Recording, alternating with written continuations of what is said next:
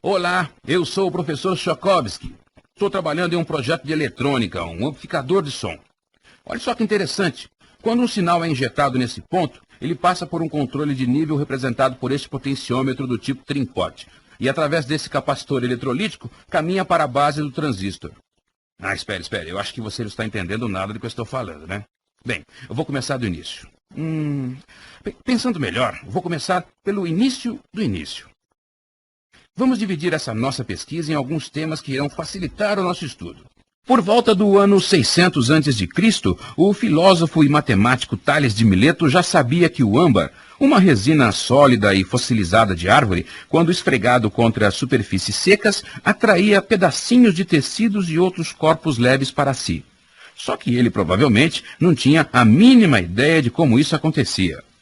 Mas o âmbar amarelo, que em grego recebe o nome de elétron, acabou derivando o termo eletricidade que nós usamos até hoje.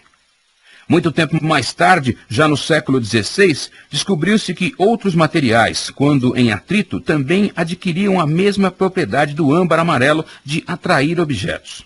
A esse fenômeno deu-se o nome de carga elétrica.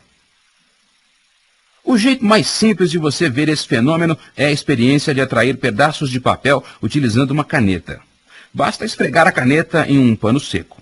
Em seguida, aproxime a caneta de um montinho de papel picado em pedaços bem pequenos, e você verá esses fragmentos sendo atraídos para a caneta.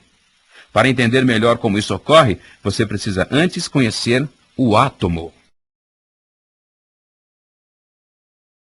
O átomo é formado por um núcleo composto de partículas de carga positiva conhecidas como prótons.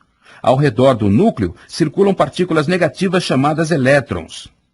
Quando cada átomo de uma determinada matéria possui o mesmo número de prótons e elétrons, dizemos que essa matéria está neutra. Mas quando esse equilíbrio entre prótons e elétrons se rompe, essa matéria passa a manifestar propriedades elétricas. O átomo, nesse caso, pode perder tanto partículas positivas quanto negativas, ficando com a carga excedente de prótons ou de elétrons. Quando isso ocorre, ele passa a atrair qualquer substância que tenha excesso de carga oposta. Essa atração acontece até que o desequilíbrio seja então compensado. Quando ocorre um fluxo de elétrons de um corpo carregado para outro, temos a chamada descarga elétrica. O melhor exemplo são os raios. As nuvens estão carregadas de elétrons que se acumularam pelo atrito com o ar. Ao estarem carregadas, esse excesso de elétrons é descarregado na Terra. Você vê essa viagem de elétrons em forma de um clarão luminoso, aquele que nós chamamos de raio. Os capacitores também podem trabalhar associados em série e paralelo. Os cálculos, porém, são diferentes dos resistores. No caso da associação paralela dos capacitores, o cálculo é o seguinte: o valor total do capacitor será igual à soma dos valores dos capacitores do circuito. C1 mais C2 mais C3 e assim por diante. Para a associação em série, o cálculo será 1 sobre C total é igual a 1 sobre C1 mais 1 sobre C2 mais 1 sobre C3. Você viu que na corrente contínua o capacitor age como um bloqueador de corrente. Já na corrente alternada, como sua tensão muda de polaridade e valor a todo instante, o capacitor acaba fazendo o mesmo, ou seja, carregando e descarregando o tempo inteiro de acordo com a variação de tensão da fonte. Se a pilha do nosso circuito for trocada por uma fonte de corrente alternada, você verá que essa corrente de carga e descarga do capacitor vai atravessar o resistor o tempo todo. Quando isso acontece, o capacitor vai apresentar uma propriedade semelhante à resistência chamada de reatância capacitiva, ou XC. Tudo está nas fórmulas. Para calcular a reatância capacitiva, você deve fazer o seguinte: XC igual a 1 sobre 2 vezes π vezes F vezes C.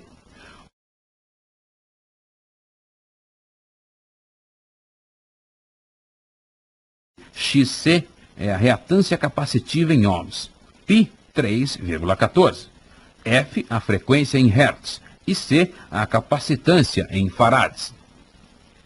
Pode parecer difícil no primeiro momento, mas não se assuste. É apenas uma fórmula que, se você memorizar, fará com que você não tenha dificuldades em resolver as questões. Você se lembra de quando expliquei os tipos de corrente, a contínua e alternada, não? Pois bem, o capacitor reage diferentemente quando submetido a um ou outro tipo de corrente. Na corrente contínua, o capacitor age como um bloqueador de corrente. Confira nesse exemplo. Nesse circuito você tem uma pilha, um resistor, uma chave liga-desliga e um capacitor.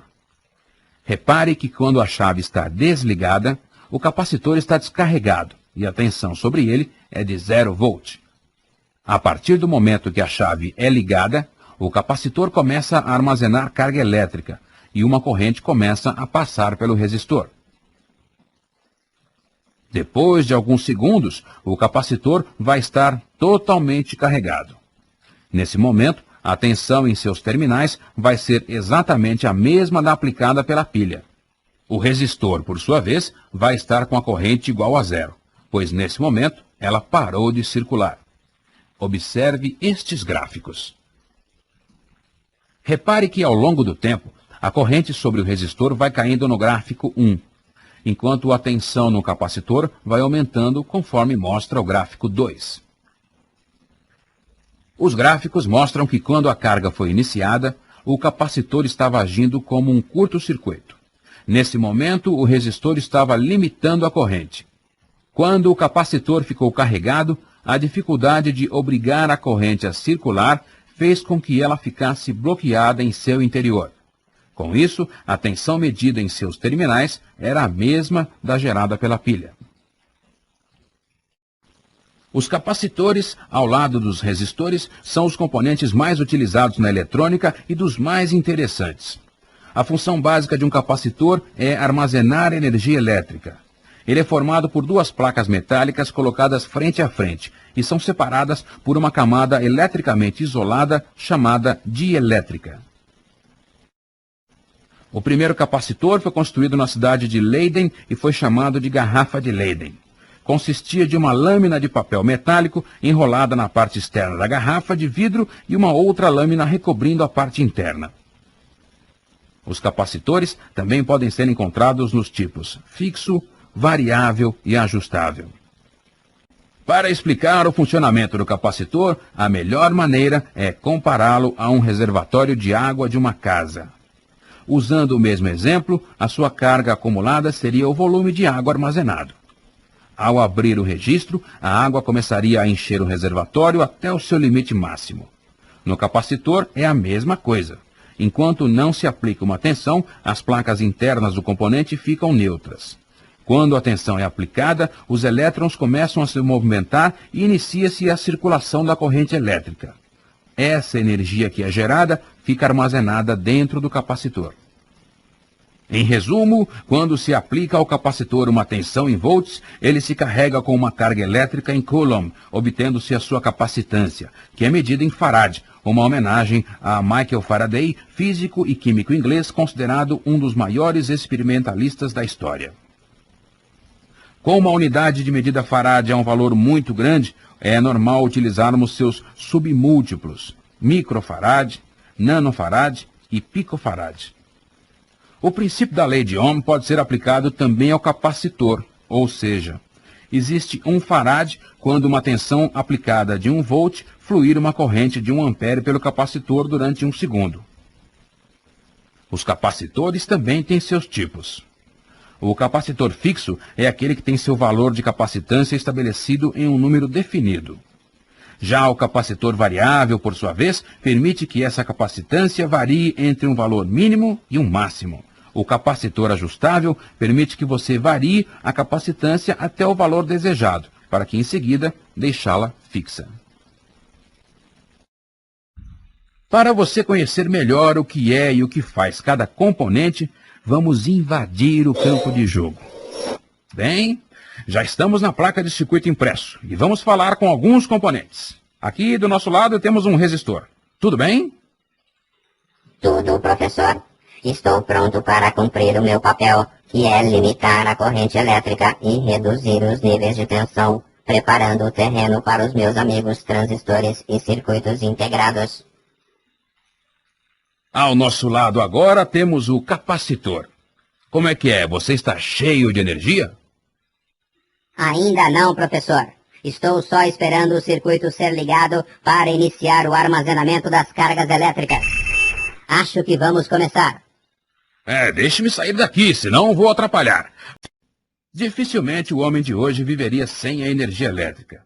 No nosso dia a dia, ela se manifesta nos atos mais comuns, como acender uma lâmpada, ligar o computador ou assistir TV. É muito difícil imaginar como seria o mundo sem a eletricidade. A eletricidade é uma forma de energia que não pode ser vista e ela também é composta de alguns elementos que são fundamentais para a sua existência. São eles a corrente elétrica, a resistência elétrica, a diferença de potencial, ou, como é mais conhecida, a tensão elétrica e, finalmente, a potência elétrica. Conectores são componentes que interligam, conectam um circuito ao outro. Por exemplo, para ligar o fone de ouvido, você espeta um plugue no aparelho de som. Esse é um conector do tipo banana, encontrado em diversos tamanhos. Nos equipamentos você tem diversos e diferentes tipos de conectores instalados. Basta dar uma olhada na parte de trás do seu computador. Para cada conector macho, há um conector fêmea equivalente, que são os termos que nós usamos na eletrônica. Quando você acende uma lâmpada, você está fazendo com que uma corrente elétrica circule pelos fios da sua casa e acenda a lâmpada. Vamos ver o que está acontecendo nesse momento. A corrente elétrica é produzida por cargas elétricas que se movem no interior do fio e da lâmpada. Isso acontece sempre que uma força externa é aplicada sobre elas. Quando elas se movem, surge a corrente elétrica. Mas esse efeito só ocorre quando houver uma diferença de potencial entre os dois pontos. Uma experiência bem simples que pode ser feita é a de acender e apagar uma lâmpada ligada em uma pilha. Olhe esse circuito. Quando você desliga o interruptor, a energia elétrica para de circular. Ao ligar, a corrente elétrica passa a circular pelo fio. Observe que essas cargas elétricas vão sempre do polo negativo da pilha para o positivo, ou seja, está sendo estabelecida uma diferença de potencial entre os dois polos. A lâmpada vai ficar acesa enquanto a corrente estiver circulando. Como você já sabe, a pilha é um gerador e a sua principal função é manter essa diferença de potencial entre os dois polos, fazendo com que os elétrons se desloquem do negativo para o positivo, mantendo o equilíbrio. Você está acostumado a usar unidades de medidas o tempo todo, não é?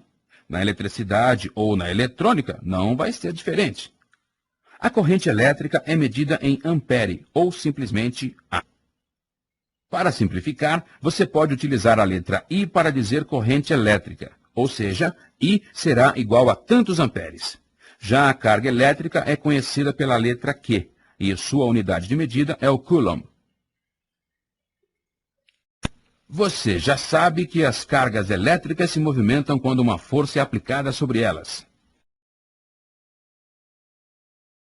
A essa força, damos o nome de eletromotriz, que pode ser gerada por diversos dispositivos, como, por exemplo, a pilha. A pilha, que você conhece muito bem, tem dois polos, o positivo e o negativo. Para gerar a energia necessária para funcionar um circuito, ela acaba gastando um pouco dessa energia dentro dela mesma. A essa diferença entre o que ela consome e o que ela oferece, nós damos o nome de diferença de potencial, ou, como é mais conhecida, tensão elétrica, que tem como unidade de medida o volt. As tomadas da sua casa, da nossa casa, por exemplo, oferecem uma tensão elétrica de 110 ou 220 volts. Portanto, não enfie o dedo ou nenhum componente eletrônico diretamente na tomada. O choque é certo. Você já conheceu três dos principais elementos da eletricidade. A corrente elétrica, medida em ampere, representada pela letra I. A resistência elétrica, medida em ohm, representada pela letra R. E a tensão elétrica, medida em volt, representada pela letra V. Com esses três elementos, você vai conhecer uma das principais e importantes leis da eletricidade e da eletrônica, a lei de Ohm.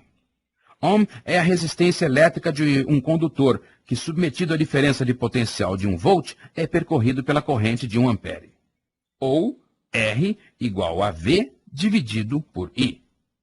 A resistência elétrica será o resultado da tensão elétrica dividida pela corrente elétrica. Com a lei de Ohm, você pode calcular também a tensão elétrica, onde a voltagem será igual à multiplicação da corrente pela resistência. Para calcular a corrente, quando olhamos uma placa eletrônica como essa, a princípio ficamos assustados, e a primeira coisa que vem à cabeça é: que loucura! Em seguida você diz: qual é a função dessas pecinhas coloridas? A resposta é muito simples. Essas pecinhas coloridas ou componentes trabalham em conjunto, aplicando as leis e teorias da eletricidade. Mas como? Cada componente cumpre um papel pré-determinado pelo responsável pelo projeto, que pode ser um técnico ou um engenheiro eletrônico. É como se ele fosse um treinador de futebol. Coloca cada componente para realizar uma função específica: dificultar a passagem da corrente elétrica, armazenar energia, filtrar e muitas outras. Essas partidas, elas são realizadas num campo chamado placa de circuito impresso. Chamamos de frequência a quantidade de ciclos que um sinal possui em um espaço de tempo de 1 segundo. Por exemplo, dizemos que a tensão elétrica da nossa casa é de 110 volts, numa frequência de 60 Hz. Ou seja, os picos da senoide da corrente alternada estão se alternando 60 vezes por segundo. Esse meu rádio está precisando de conserto. Não estou conseguindo ouvir as notícias. Você sabia que as rádios AM transmitem em ondas médias e com frequências medidas em kHz? Já as emissoras de FM, de frequência modulada, transmitem em megahertz? Outra curiosidade é o forno de micro-ondas da sua casa, igual aquele que eu tenho também. Ele cozinha os alimentos através de ondas, com frequências altíssimas que trabalham na casa dos gigahertz, ou seja, bilhões de hertz. Agora que você conhece os principais elementos da eletricidade, a corrente elétrica, a resistência elétrica, a diferença de potencial e potência elétrica, vamos falar um pouco sobre como a eletricidade é gerada e os dois tipos de corrente elétrica. Você sabe que a eletricidade que você utiliza provavelmente foi gerada em uma usina hidrelétrica e veio através de torres, postes e fios até a sua casa. Damos o nome de gerador a todo equipamento capaz de gerar energia elétrica, independente do método ou da tecnologia por ele utilizada.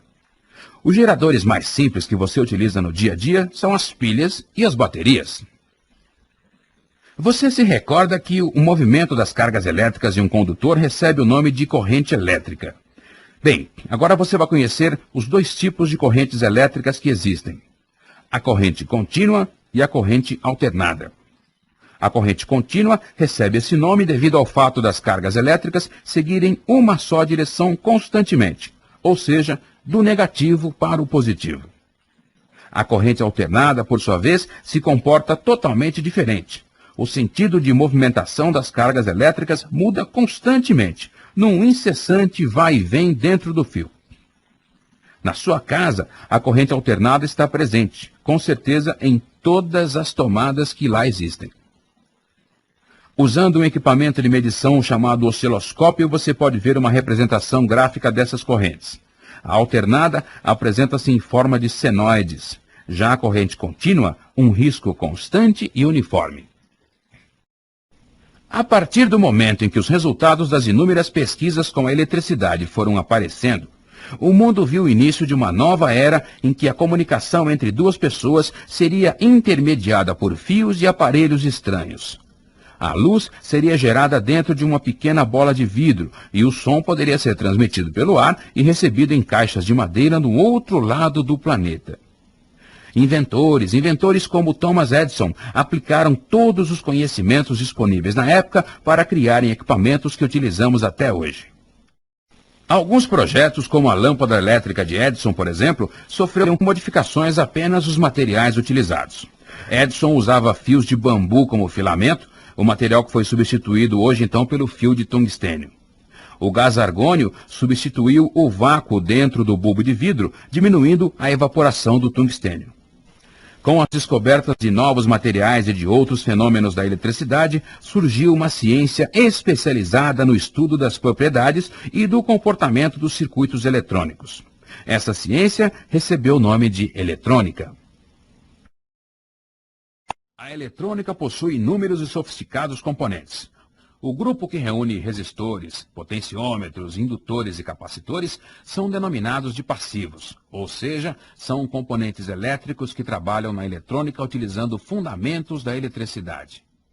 Há, porém, um outro grupo muito importante chamado semicondutores, que reúne componentes com nomes bem estranhos, como diodos e transistores. Estava esquecendo os circuitos integrados. As placas de circuito impresso, ou PCIs, são placas isolantes de um lado e revestidas de cobre do outro, onde são montados os componentes eletrônicos. Observe com atenção a placa do seu kit. De um lado você tem os desenhos dos componentes e a numeração.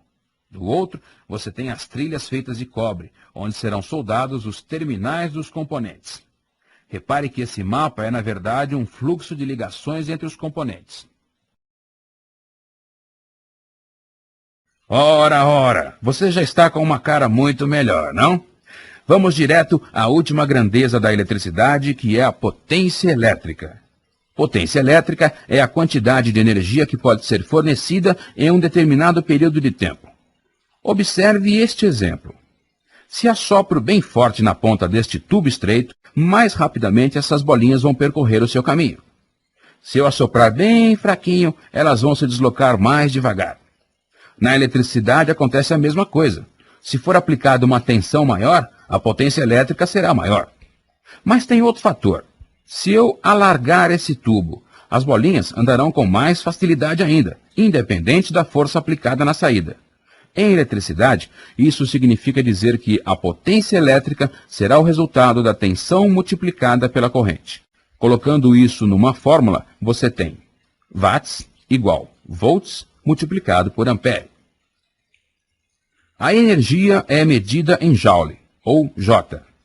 Já as unidades de potência que mais utilizamos no dia a dia são o watt, ou W, e o horsepower, HP, ou em português, cavalo-força.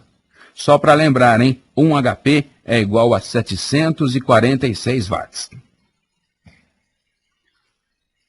Puxa, como é difícil abrir esse vidro de biscoito. Isso pode me servir para explicar a resistência elétrica. A resistência elétrica é a dificuldade que a corrente elétrica encontra para fazer o seu trajeto. É como essa tampa. Ela está dificultando o trajeto da minha mão até os biscoitos. Repare que a corrente elétrica quer seguir o seu trajeto, mas no caminho encontra vários obstáculos para atrapalhar. O primeiro componente que você vai conhecer em eletrônica é o resistor. Pegue um do seu kit e analise-o. Essas faixas coloridas em seu corpo indicam qual o seu valor resistivo, ou seja, qual é a resistência oferecida por ele. Mas não se preocupe com isso agora não. Você pode conhecer o resistor com detalhes no módulo Eletrônica 1. O importante é saber que na eletrônica o resistor cumpre a função de limitar a corrente elétrica em um circuito. Mas essa dificuldade imposta à corrente elétrica faz com que o material se aqueça. O jeito mais fácil de sentir o calor produzido pela resistência elétrica é o ferro elétrico de passar a roupa ou o chuveiro elétrico de tomar banho. Acho que vou tentar acabar com a resistência da tampa e pegar uns biscoitinhos. Os resistores podem trabalhar sozinhos ou em conjunto, montando uma espécie de associação. Essas associações podem ser em série, paralela ou mista. Os resistores estão em série quando estão unidos uns aos outros pelos terminais desta maneira. Para conhecer o valor total dos resistores, some o valor de cada um deles. Assim, R1 mais R2 mais R3 igual R total ohms. A associação de resistores em paralelo pode ser representada dessa maneira. Na associação em paralelo, o cálculo é feito da seguinte forma. 1 sobre R total é igual a 1 sobre R1 mais 1 sobre R2 mais 1 sobre R3. A mista, como já disse, mistura as duas associações, série e paralela. Para calcular, faça a conta das associações em paralelo. Depois disso, some os resistores em série e você terá o resultado. Os resistores são um dos componentes mais utilizados na eletrônica. Sua função básica é limitar a corrente elétrica. Suas características são determinadas por 3 requisitos básicos: resistência elétrica, tolerância, máxima potência que pode dissipar. Os resistores são encontrados em 2 tipos, fixos e variáveis, também chamados de potenciômetros. Você identifica os tipos de resistores através destes símbolos: resistores fixos e resistores variáveis. Chamamos resistores fixos aqueles que possuem valor nominal que não pode ser alterado. Entre os resistores fixos, você tem uma divisão por tipo de material empregado: resistores fixos de carbono, resistores fixos de fio e resistores fixos de filme metálico. A principal diferença entre eles é a capacidade de dissipar potência. Os resistores de filme metálico e de carbono possuem resistências que vão de alguns poucos miliohms até diversos megaohms, mas dissipam pouca potência, no máximo 3 watts. O que identifica sua capacidade são as faixas coloridas gravadas em seu corpo. No seu kit, você tem alguns exemplares desse tipo de resistor.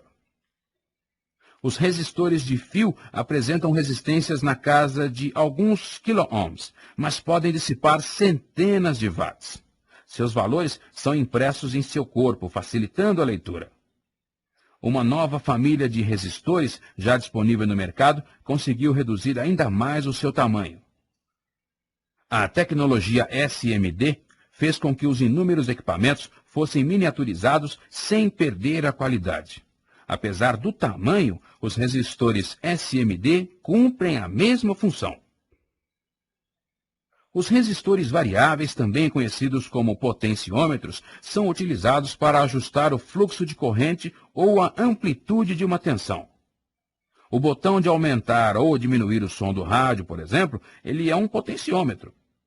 Eles são montados a partir de um carbono depositado sobre uma base isolante. Nessa base existe um terminal que gira e, com isso, altera o valor da resistência entre os 2 terminais fixos. Observe no seu kit. Há um resistor variável chamado trim-pot. Você sabe que o valor de um resistor fixo de carbono é conhecido através das faixas coloridas no seu corpo. Bem, vamos agora aprender a ler esses valores. Pegue um no seu kit para analisá-lo. Veja que ele possui anéis coloridos. Cada cor corresponde a um valor específico, assim como a sua posição. Observe que na tabela você tem a coluna cores, a coluna de algarismos, a do multiplicador e a da tolerância. Pois bem, isso é o que significam as cores desse resistor. Vamos ver esse exemplo. Perceba que no desenho você tem 3 anéis vermelhos e um prata. Pela tabela, você verá que a primeira faixa vermelha igual a 2. Segunda faixa vermelha igual a 2. Terceira faixa vermelha igual a vezes 100. E a faixa prata, mais ou menos 10%. Isso significa que esse resistor tem 2.200 ohms ou 2K2 ohms, com 10% de tolerância. Fácil, né? Tente você então. Você viu que a principal função de um resistor é limitar a tensão ou a corrente elétrica, não é verdade? Com isso, podemos aplicar a primeira lei de Ohm. Você se lembra dela? Ohm é a resistência elétrica de um condutor, que submetido à tensão de 1 volt é percorrido por uma corrente de 1 ampere. Ou seja, a resistência é igual ao resultado da tensão sobre a corrente. Colocando isso numa fórmula, percebemos que a resistência será a divisão da tensão pela corrente, ou R igual a V sobre I. Usando o mesmo conceito, você conclui que a tensão será igual à resistência multiplicado pela corrente, ou V é igual a R vezes I. Você se recorda que o resistor tem a capacidade de dissipar potência, e isso é possível ser calculado. Lembre-se que o resistor é percorrido por uma corrente elétrica. Com isso, há um consumo de potência devido a esse trabalho. A potência é medida em watts, e o resultado é o calor que o resistor emite. Para saber qual é a potência máxima dissipada pelo resistor, utilize esta fórmula. Potência máxima é igual a I ao quadrado vezes R, ou seja, a potência máxima dissipada é o resultado do quadrado da corrente vezes a resistência. O processo de fabricação dos resistores começa com um cilindro de cerâmica já cortado no tamanho final do componente. Esse cilindro recebe uma camada especial de filme metálico. Em seguida, são colocados os conectores. Feixes e laser retiram finas faixas desse filme, dando o valor ohmínico final do resistor. Os terminais são soldados nos conectores e, finalmente, o resistor recebe uma camada de tinta e as faixas coloridas que identificarão o seu valor final. Este é um componente muito comum na eletrônica, também conhecido como bobina ou enrolamento. Ele é composto de um núcleo que pode ser de ar, ferro ou ferrite e tem um fio de cobre ou cobre banhado por prata ou então estanho enrolado nesse núcleo. A sua principal finalidade é armazenar energia em seu campo magnético, distribuindo-a no circuito. A indutância é uma propriedade do fio enrolado em produzir um campo magnético ao ser percorrido por uma corrente elétrica. Esse efeito magnético pode ser controlado colocando-se um núcleo de ferro ou ferrite no meio da espiral. Isso faz com que a indutância aumente e diminua. A indutância é representada pela letra L e tem como unidade de medida o Henry, H. Mais uma vez, utilizamos os submúltiplos do Henry como o millihenry e o microhenry. A unidade de medida Henry é uma homenagem ao pesquisador dos eletroímãs Joseph Henry.